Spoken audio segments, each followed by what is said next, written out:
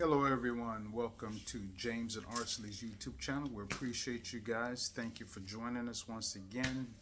She's outside with her schoolmates doing her college assignments. But I'm still waiting on her to join me on one of these videos here so you guys can, she can talk to you as well. I was just thinking about back in the day in elementary school, junior high school, and those of you who possibly remember if it happened to you, is um, if you had SWATs or detention time. Yeah, since I was 6 years old, always into fights, always into pranks, pulling pranks on the teachers, bullying kids, and things of this sort. In my lifetime, I was bullied twice in my life. First one, he tried it. My father went back outside and took me outside and said, "If you don't whoop his ass, I'm gonna whoop yours." And I went outside. A circle formed around us, and I told him, I says, um, "Timmy, my daddy said I gotta kick your butt. if not, he's gonna kick my butt." That was the start of my fighting career right there. I, yeah, I won. But it wasn't about winning. It was about trying to teach them a lesson. You can't bully people. Little did I know I would fight this kid every day.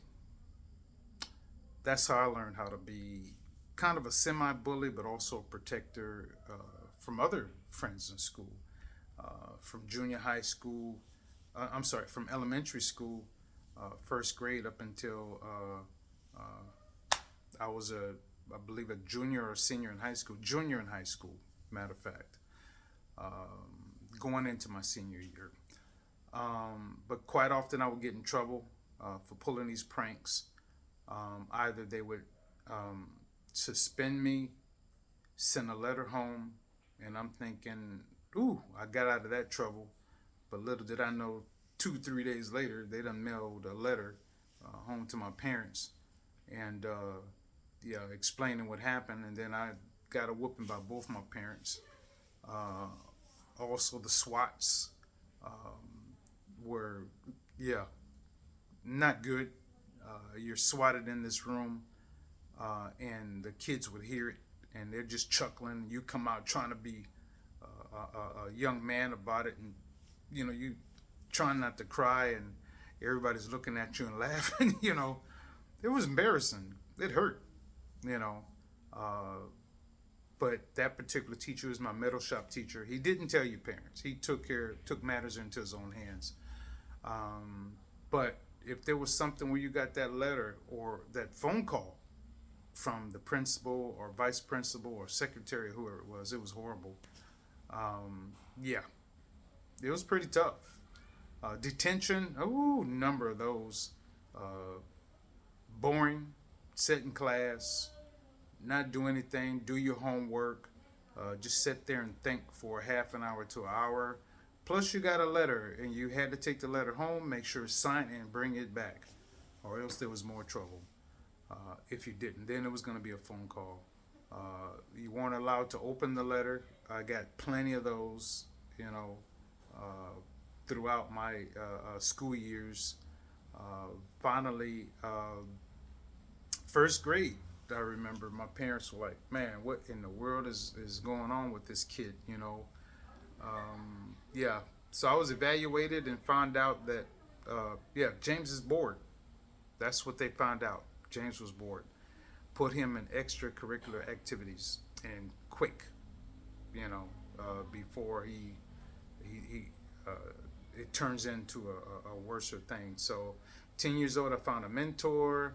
I went to boot camps and things of this sort for police programs for kid, Navy program. I mean, I was just digging in everything I could.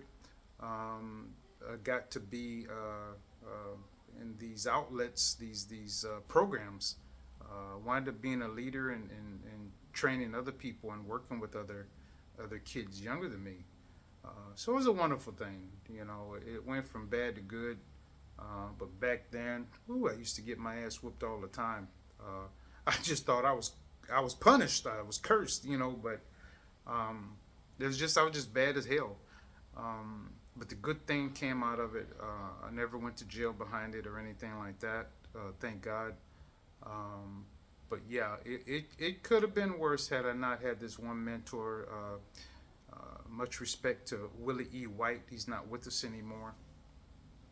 He was in Southern California. Awesome gentleman, had a lot of kids of his own, and he accepted the neighborhood kids as his own. A great man, his wife, all of his family, his daughters and sons. Everybody was treated the same. Welcome to his home, everything. He was one of the directors at the local YMCA. You know, plus he did many other things. He was used to be a deputy in Mississippi. The name was awesome. He was really awesome. I had a lot of respect for him. But yeah, well, how many of you out there went through some of these things? Detentions, staying over in class, having to clean the class, or getting into fights, getting into trouble. I think we all have at one point. Some of us were good, some of us were bad, like myself. My last time I was bad was junior high school. I hit a kid twice and don't remember it. Broke his nose. After that, oh my God, I felt so bad. Um, and yeah, did I apologize to him?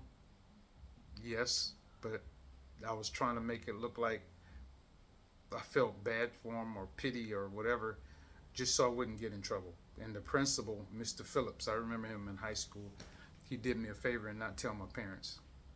Man, if they'd have, ooh, good Lord, if he'd have told my parents, that'd have been it. So I gave up the fighting game, guys. So for many years, I just held my breath and kept my hands to myself, learning different things from people, street fighting to a little bit of martial arts as well.